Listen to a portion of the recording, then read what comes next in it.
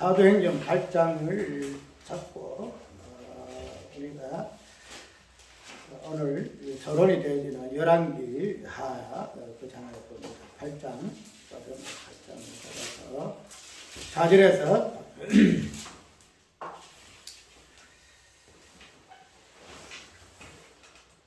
그 흩어진 사람들이 두루 다니며 복음의 말씀을 전할세 빌립이 사마리아 성에 내려가 그리스도를 백성에게 전파하니 무리가 빌립의 말도 듣고 행하는 표적도 보고 일심으로 그의 말하는 것을 쫓더라. 많은 사람에게 붙었던 더러운 귀신들이 크게 소리를 지르며 나가고 또 많은 중풍병자와 안진뱅이가 나으니 그 성에 큰 기쁨이 있더라. 아멘. 그 다음에 열왕기하 17장, 이거 본문이 기니까 열왕기하 17장 보고 가운데 찬양을 하고 그렇게 합니다. 17장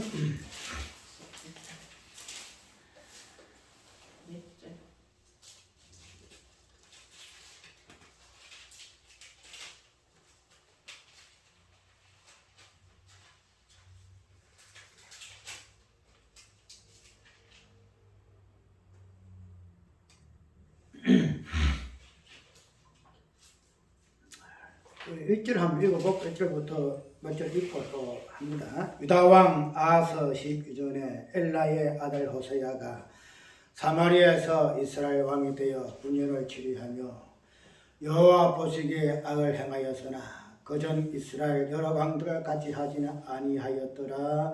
아수르의 왕 살만 에슬이 올라가서 호세아를 징벌어 호세아가 신복하여 조공을 드리더니 제가 애굽왕 수에게 사자들을 보내고 해마다 하던 대로 아수르 왕에게 조공을 드리지 아니하매 아수르 왕이 호세아 배반함을 보고 저를 옥에 금고하여 두고 올라와서 그 온 땅에 두루 다니고 사마리아로 올라와서 3년을 에워쌌더라. 호세아 9년에 아수르 왕이 사마리아를 취하고 이스라엘 사람을 사로잡아 아수르로 끌어다가 할라와 고산 하볼 하숫가에 메대 사람의 여러 거울에 두었더라.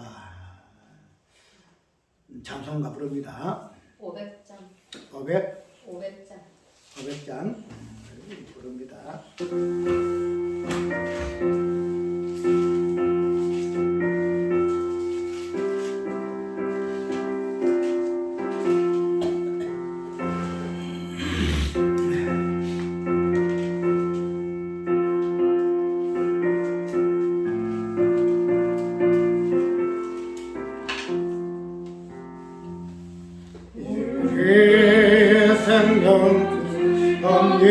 엄기여와 내가 자연세를 구원하라.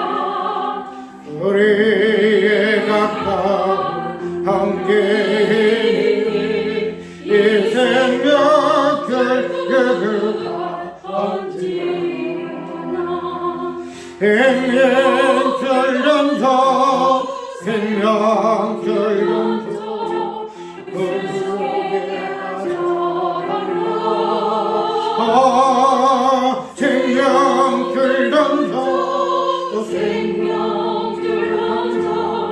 되는 것 던지라. 너 빨리 생명줄 던기라. 형의 연여 어찌 기태하라. 보아라 자연제 떠나간다. 이에서 손 타고 속히하라. 생명결연자 생명결연자 물 속에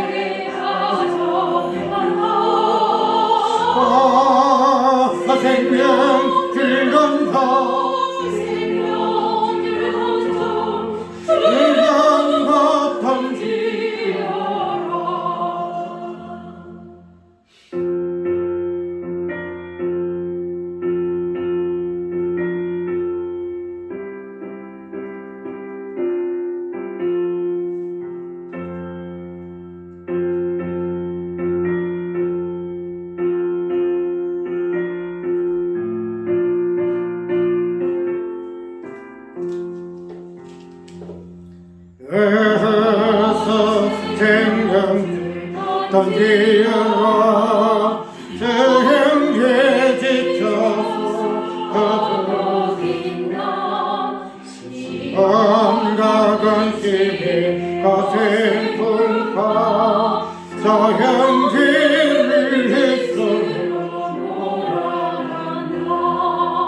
생명 들던 그 생명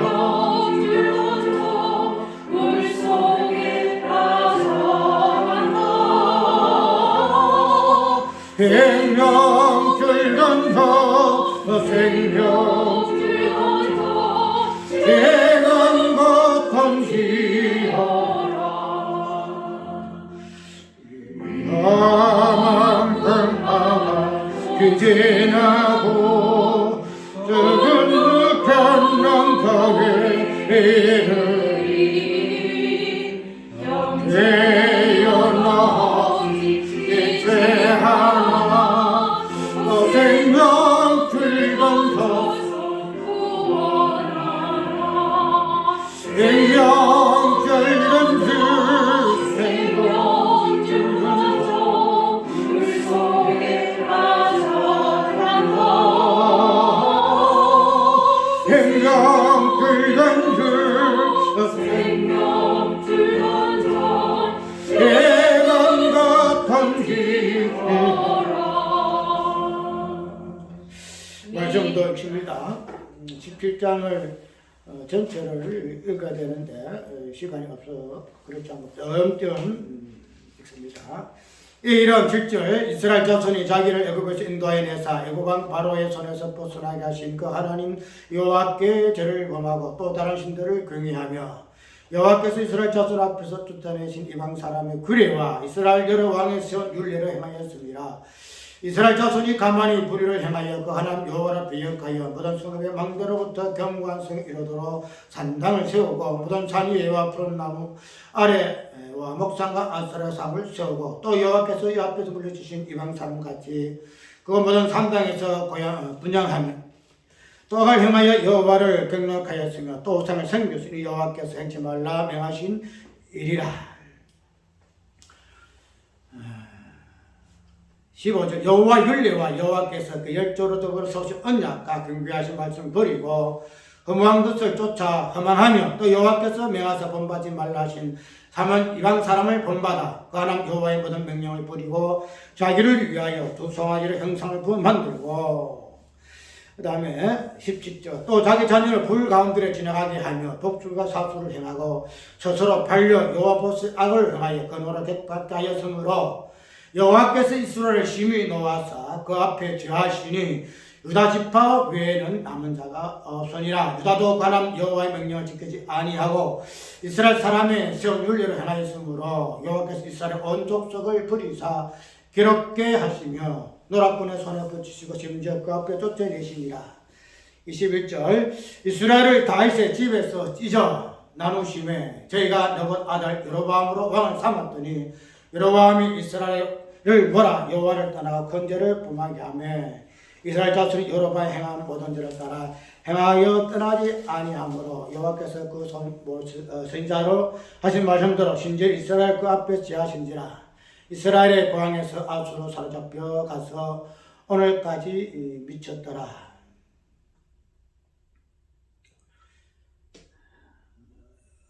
우리가 이제 성경하면서 한 번씩 인용을 합시다. 우리가 오늘 사도행전 8장 빌립이 흩어져 가지고 어디에 내려가죠? 사마리아로 내려갑니다. 사마리아로 내려가는데 오늘 제목이 뭐예요? 사마리아의 구속사적인 의미라 하는 부분을 한번 살펴볼까 그래요. 우리가 1장 8절에 있는 그대로 성령이 너희에게 임하신 너희 권능을 받고 예루살렘과 유대, 온 유대와 그 다음에 사마리아와 땅끝까지 이르러 내 증인이 되리라 하신 이 말씀 자체가 사도행전의 주제가 되지만은 특별히 성령의 구속사적인 의미로서의 핵심이더라 이 말이죠. 단순하게 사도행전의 어떤 노들이 아니고 성부, 성자 하나님은 복음시에 있는 이 땅에 오셔서 십자가 부활의 사역을 통하여서 자기의 사역을 완성하셨고 이에는 성령 하나님께서 어떻게 이 사역을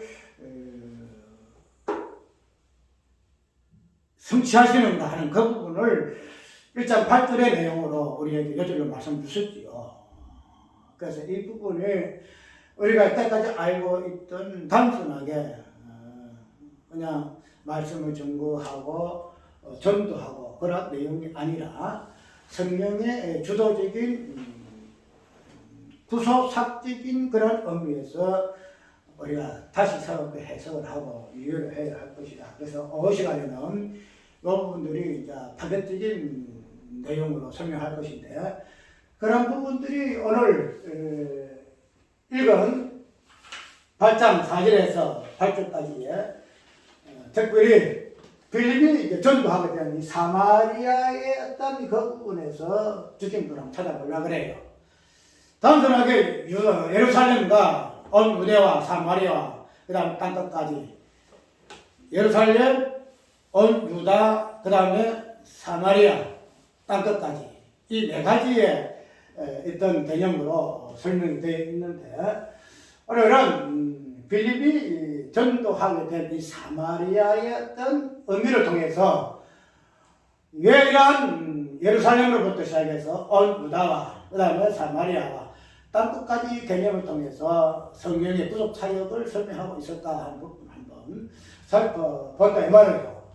그렇게 되면은 우리가 이러한 사마리아의 어떤 이 부분이 왜 성령의 구속 사역 중에 한 지명으로 붙여질 수밖에 없게 됐는가 하는 부분을 우리가 한번 살펴봐야 돼요. 이를 살펴보기 위해서는 이제 구약으로 올라가야 돼요. 구약 돌아가야 되겠죠. 특별히 사마리아의 이 성을 지역을 보려고 하면은 사마리아 이름이 최첨에 나오는 그 성경 구절이 있죠. 이게 그러니까 열왕기상 16장 24절에 보게 되면은 이 사마리아의 어떤 처음에 부르게 된 그 성경 구절이 나오는데 열왕기상 16장 24절에 제가 읽어볼게요. 저가 은 2달란트로 세멜에게서 사마리아 산을 사고 그 산 위에 성을 건축하고 그 건축한 성 이름을 그 산 주인이 되었던 세멜의 이름을 쫓아 사마리아라 일컬었더라. 이렇게 이야기하고 있죠. 그래서 이게 오므리 왕이 이스라엘 왕이거든요. 이 이스라엘 오므리 왕이 사마리아 산을 사가지고 은 2개를 사가지고 그 산에 성을 세웠는데 그 성의 이름이 이 사마리아 성이에요. 처음에 성경에 이제 사마리아 성이 나오잖아요. 사마리아 기원이 어떻게 되어 있는가 이 나오는데 이 사마리아의 이 성이 성경에 기록이 되어 있고 그 다음에 뒤에 아까 열왕기 하에 16장, 17장을 쭉 읽어서 사마리아 성에서 있었던 그 사건들이 쭉 나오잖아요. 그래서 아수르 왕 때에 아수르 시대에 이 아수르가 제국이 마지막에 사마리아가 어떤 성이냐면은 우리가 이스라엘의 그 통일왕국에서 분열의 왕국 알죠? 여로보암하고 여로보암하고 르호보암 이거는 왜요?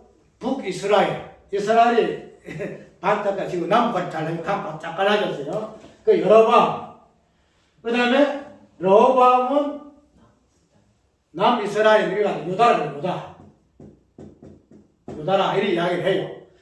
그러면은 이 여로보암 누구 갖다가 뭐라 이야기하느냐 이스라엘 북이스라엘 이렇게 이야기를 해요. 그런데 이 북이스라엘의 뭐가 돼요? 수도가 지금 말하면 수도가 뭔가 이 사마리아 그 앞에 있었지만 사마리아 성이 이제 북이스라엘의 지금 말하면 수도가 되어가지고 있는데 이 사마리아 성이 이 아수르 제국에 많이 점령을 당해가지고 어떻게 되는가 하면은 우리가 열왕기 다시 한번 돌아가 볼까요? 열왕기 하 17장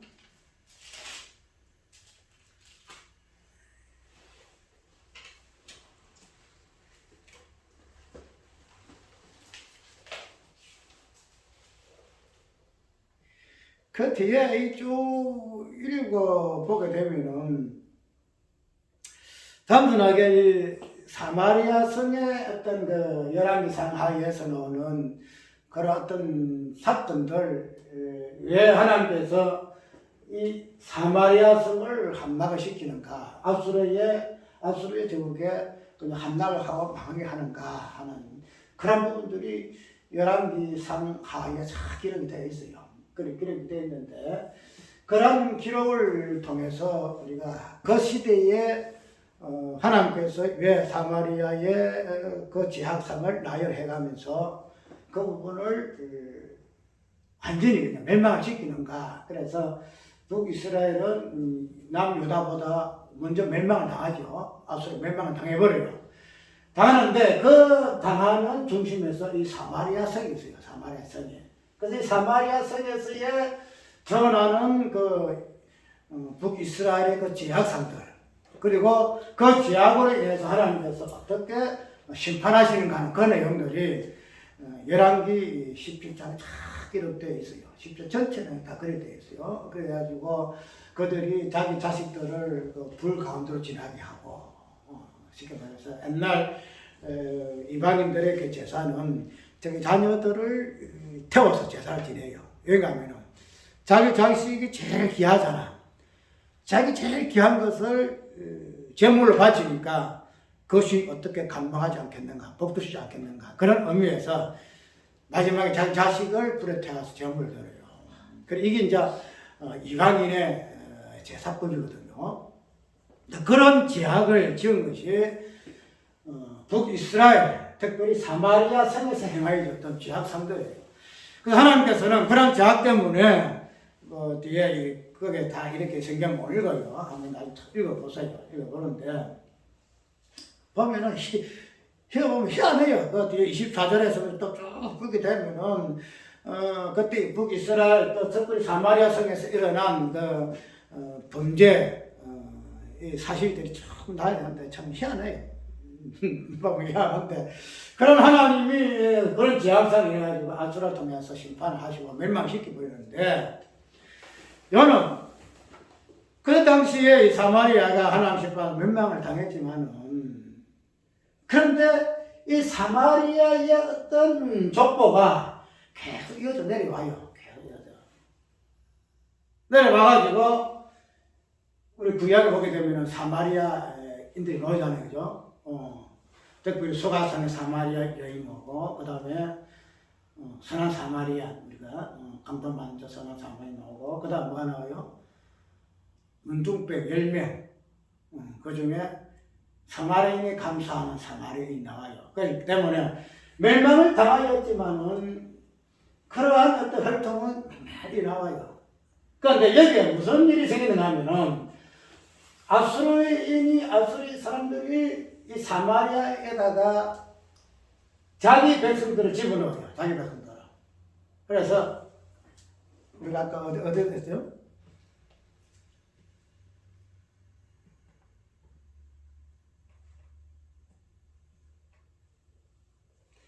그래 이게 너무 그 내용이 많기 때문에 딱 찍어서 말을 하려고 해요. 그런데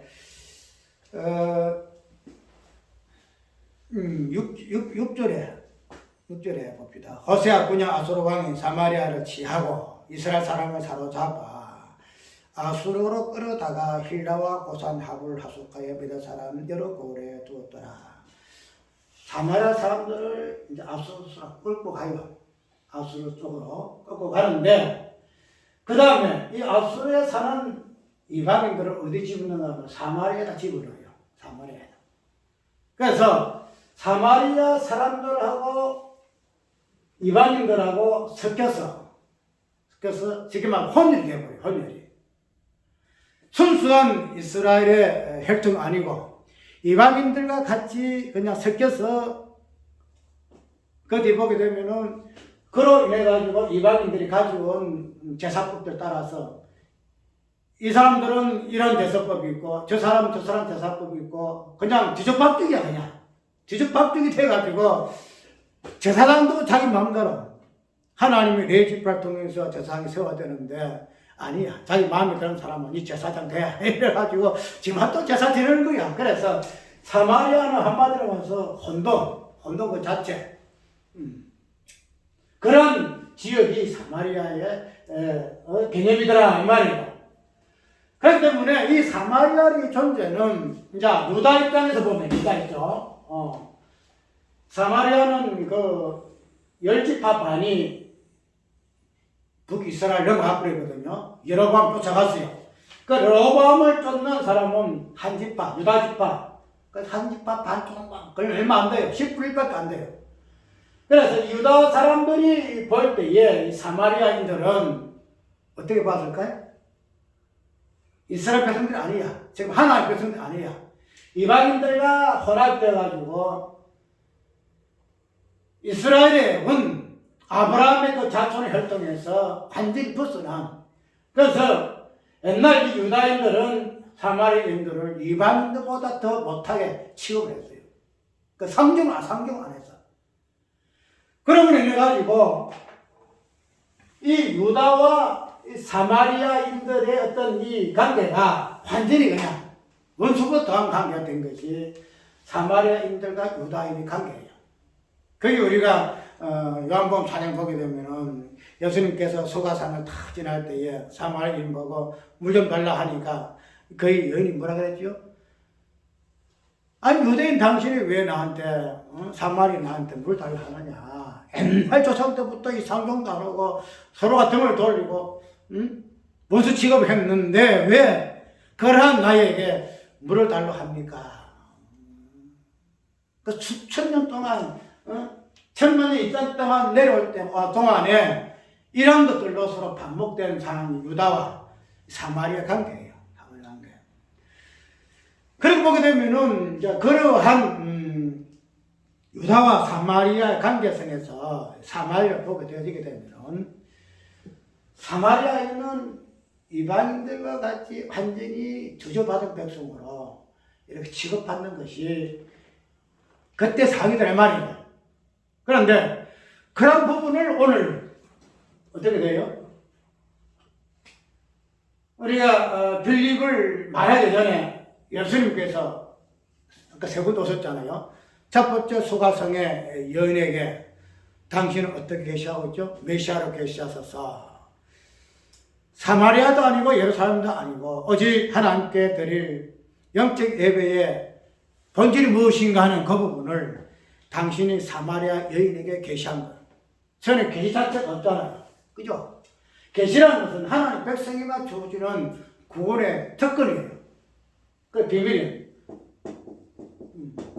비밀은 이 계시는 하나님 백성에게만 이걸 주어지는 하나님의 구원의 특권이기 때문에 이 수가성 여인에게 예수께서 오셔서 당신 자신을 메시아로, 마지막 메시아로 이 여인이 고백하잖아요.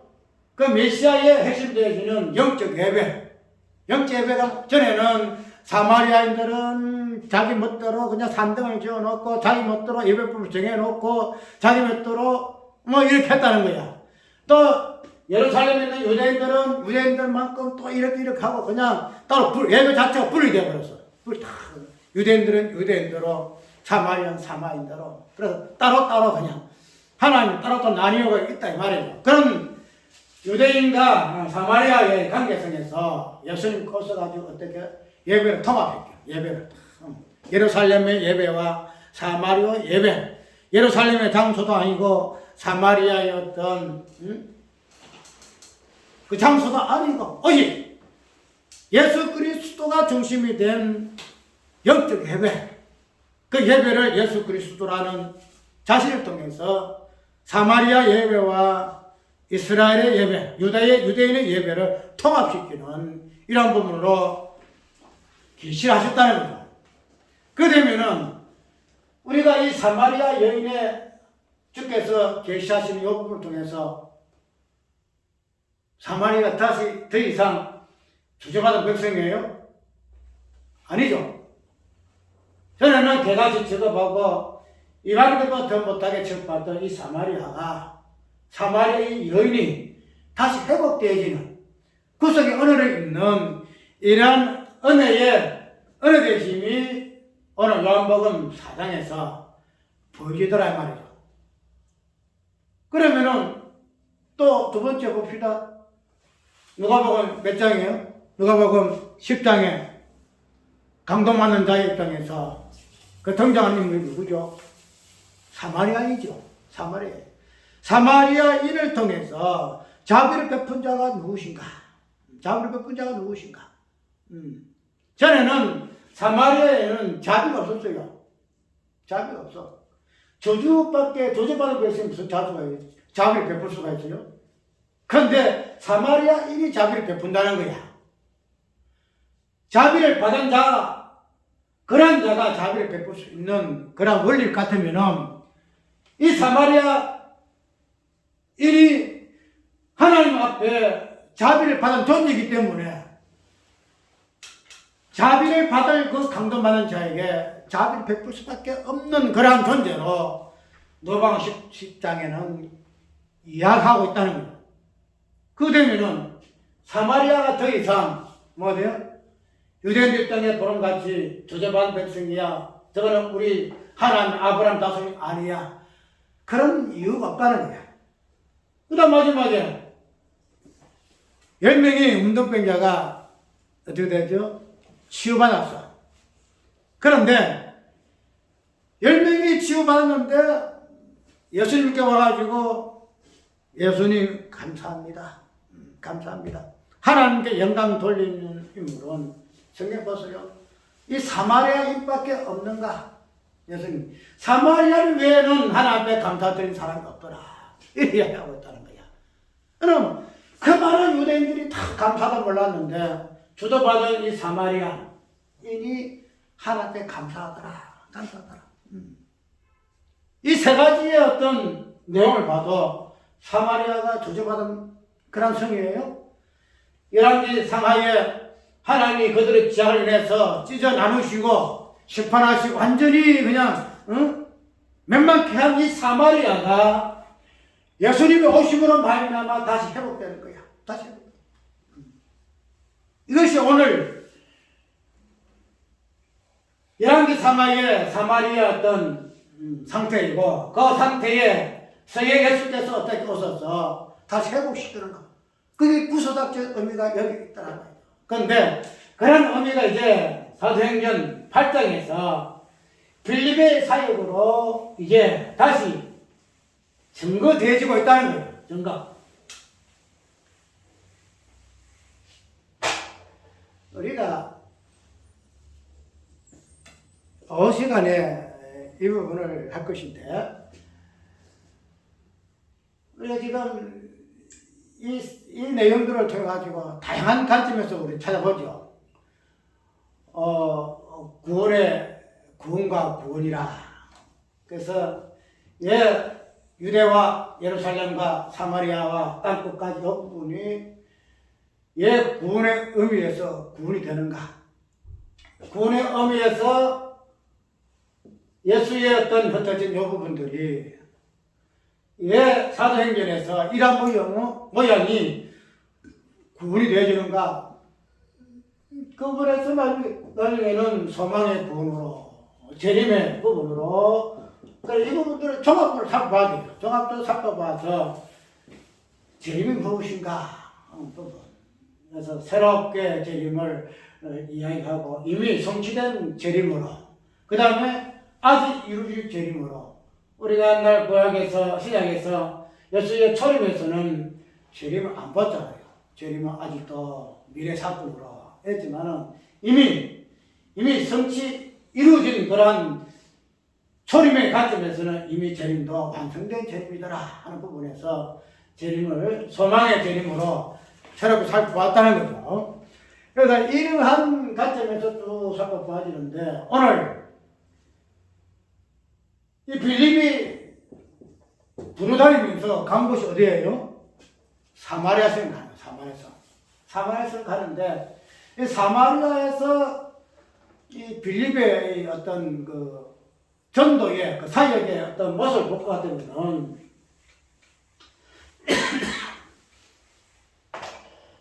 예수님의 살아생전에 복음 전하는 것과 똑같은 모습이에요.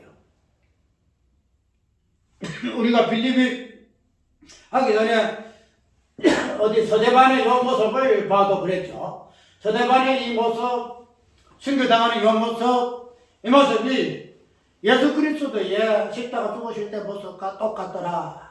그래서 예수의 복음 전했던 예수의 그 모습이 사도행전에서 그대로 모습까지 한 행동까지 그대로 적용되어지는 모습으로 우리가 사도행전을 살펴봤죠. 그래서 그거를 이미 이루어진 예수 그리스도의 3년 반 동안 사역의 구원의 모습과 이제 앞으로 이루어질 사도행전 나타나는 그런 사역을 통해서 어떻게 연결시켜서 구원과 구원이라는 그 개념으로 한번 살펴보았다는 거죠.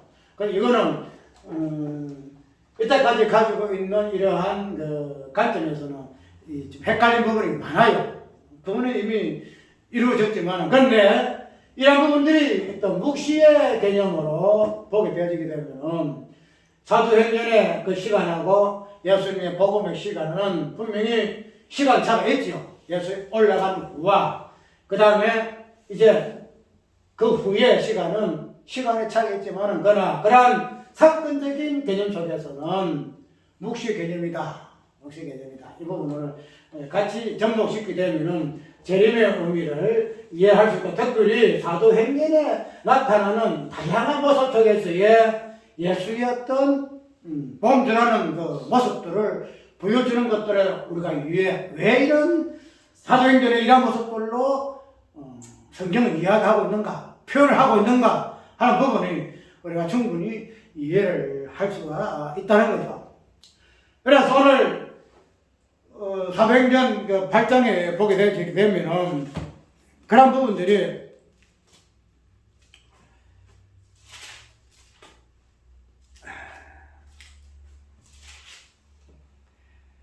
흩어진 사람들이 두루 다니며 복음의 말씀을 전하세 빌립이 사마리아 성에 내려가 그리스도를 백성에게 전파하니 무리가 빌립의 말도 듣고 행하는 표적도 보고 일심으로 그의 말하는 것을 쫓더라. 많은 사람에게 붙었던 더러운 귀신들이 크게 소리를 지르며 나가고 또 많은 중풍병자와 안진병이가 나으니 그 성에 기쁨이 있더라. 큰 기쁨이 있더라. 이야기하죠. 빌립이 이 전도하는 이 모습이 이걸 만약에 빌립이 아니고 예수님의 모습 한번 주변에 봐봐요. 그렇잖아. 표적도 행하였던 빌립의 그래서 더러운 귀신들이 크게 소리를 지르고 나가고 또 많은 중풍병자와 안전병이가 났더라 하는 이 모습은 예수께서 3년 반 동안 공생에서의 당신의 사역을 행하시는 모습과 똑같은 빌립이라는 인물이 다를 뿐이지 예수님 모습과 빌립 모습이 똑같아요. 그렇게 되면 우리가 예수님의 그 사역 그 자체가 우리가 구원사적으로서 이미 완성된 사역으로 구속을 성취한 부분으로 우리가 이해를 한다는 거죠. 그러면은 그런 부분들이 사도행전에서 똑같이 재현된다는 거야. 똑같이. 어떻게? 말씀 전할 때에 표적이 나타나고 귀신이 쫓아나고 그 다음에 병든 자가 낫게 되는 이런 모습으로 빌립의 사역을 사도행전 8장은 이야기를 지금 하고 있다는 거죠. 그래서 이러한 사역을 지금 어디에서 합니까? 사마리아 성에서 한다는 거예요. 사마리아 성에서. 예수님께서 행하셨던 요한복음 4장, 누가복음 10장, 그 다음에 17장에 있었던 이런 모든 내용들에 어디에서? 지금 사마리아 성에서 재현된다는 거예요. 사마리아 성에서. 그 되면은 예수님이 3년 반 동안에 하셨던 능력과 이적과 표적과 기사와 뱅고치 모든 말씀 전 이 부분들이 하나로 압축되어서 어디에서 쏟아부어져요 지금? 빌립이 사마리아 성에 쏟아붓는 거야. 사마리아 성에. 사마리아 성에. 저주받았다고 내버려 두고 허감의 땅이라고 저주의 땅이라고 번물지라고 천대 멸치 받은 갈릴리와 같은 그래서 정해 보면은 이게 왜요?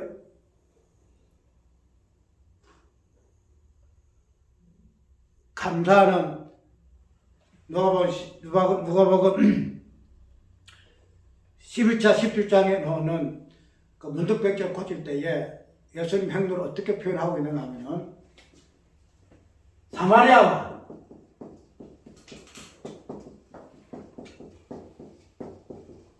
갈릴리 사이라고 이렇게 표현하고 있어요. 갈릴리 사이.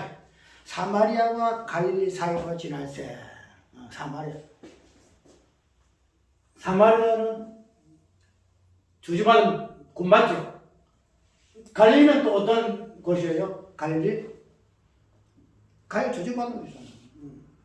예수님이 갈릴리 어부들을 지하들을 갖다가 뽑은 곳이 갈릴리 바닷가야. 그래서 마지막에 예수님께 돌아서 가면 마지막에 간 것도 갈릴리에서 다시 만나잖아. 이 갈릴리라는 것도 천대 멸시받는 곳이 갈릴리야. 사마리아도 뭐예요? 천대받는 곳이 사마리아. 그래서 그 갈릴리 사이로 지나시면서 이 문둥병자를 고치는 역사가 일어나는 거야. 그래서 그런 어떤 모양, 뉘앙스 속에서 우리가 사마리아의 빌립이 이렇게 행하는 이 사역들이 무엇을 의미하는가? 그대로 예수께서 공생의 성에서 행하셨던 그 사역 그대로 사마리아 성에서 이 사건이 나타나는 거야. 재현되는 거야. 그러면서 결론적으로 어떻게 결론맺고서 그 성에 큰 기쁨이 있더라. 그 성에 큰 기쁨이 있더라.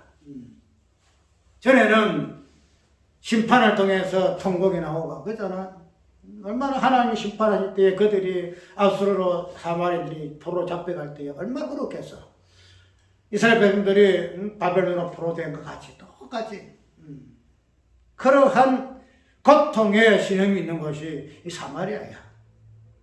애통하고 에레미야에 보게 되면 얼마나 에레미야에 보게 되면 얼마나 애통하는 그러한 노래라. 그 내용이 되어 있잖아. 그런 애통하는 곳에 뭐야? 기쁨이 웃음이 터지는 것이 사마리아성이 큰 기쁨이 있더라. 그래서 완전하게 사마리아가 회복되어 구속을 이루는 그런 모습으로 이 빌립의 이 사역에서 이야기를 지금 하고 있다는 거야. 그렇게 되면 오늘 빌립의 어떤 사역이 특별히 예루살렘과 유대와 이 사마리아 이 부분을 집어넣는 것이 그냥 집어넣는 것이 아니야. 그냥 집어넣는 거야. 이 부분을 통해서 뭐예요? 그렇게 반목을 했던 유대와 이스라엘이 통합되는 거야. 통합. 저는 남유다는 우리만 아브라함 자손이야. 너는 이방 혈족이야. 너는 헌혈이야. 그래서 그냥 멸시하고 사람 취급 안 해야 돼요. 상관도 안 했어요. 그래서 서로가 그냥 뚝 떨어져 있었는데 어떻게 돼요? 다시 사마리아를 회복시키는 말미암아 온전한 이스라엘로 하나로 통합시켜요. 그래서 뭐가 돼요? 유대인과 이방인이 하나로 통합. 유대인의 교회와 이방인 교회가 그 로마서 나오잖아. 유대인들을 어떻게 하나님께서 이방인들을 다시 유대인으로 전복시키는가, 한 포도나무 전복시키는가, 그런 부분으로 로마서 이야기하고 있잖아요. 그래서 뚝 떨어졌던, 그 에베소 랭건들은 이방인의 같이 있던 우리들을 어떻게 예수 그리스도 안에서 구속했어. 한 백성으로, 한 백성으로 다시 전복시켜서 통시키는 이런 부분으로 에베소 이야기하고 있는 거예요. 그러한 성취를 오늘 사마리아 성의 구속을 이루심으로 말미암아 저주받던 사마리아가 이스라엘이 남유다와 온전한 백성으로 하나 되어서 진정한 뭐예요? 아브라함의 자손으로 하나 되어 가시는 그러한 의미로 오늘 빌립의 사역에서 특별히 사마리아 성에 나타난 그런 일들을 통해서 성취된 부분을 우리에게 보여주고 있다는 사실, 그것이 예루살렘과 유다와 사마리아를 집어넣는 그 이유다. 그냥 이렇게 전도의 어떤 과정으로 예루살렘부터 시작해서 유대로 그 다음에 사마리아로 가고 그 다음에 땅끝까지 하는 어떤 경유하는 전도하는 어떤 가정에서의 지역 이걸 포함하고 이 사마리아가 아니더라고요. 근본적인 부분에서 이 사마리아가 왜 이 정거의 사역지로 들어가야 되는가? 이 부분이 어떻게 전체로 하나로 통식되하는 의미에서 이 부분들이 있다는 부분을 보게 되게 되면 단순하게 그냥 요절로서만 성령의 권능을 받았으니 우리가 따뜻까지 해야 되는 그런 선거적 사명 이게 아니다란 말이죠. 구사적인 의미에서 사마리아가 어떤 의미로서 이렇게 기록될 수밖에 없는가 하는 부분들이 오늘 우리가 성경신학적으로 살펴보아야 할 내용이다 하는 사실 우리가 꼭 기억을 하고 오늘 빌립의 사역을 되게 새롭게 살펴보기로 원합니다. 시간에는 맞췄어요. 시간에는 여러분들이 증거하는 부분에서 마지막으로 정리하려고 해요. 찬송가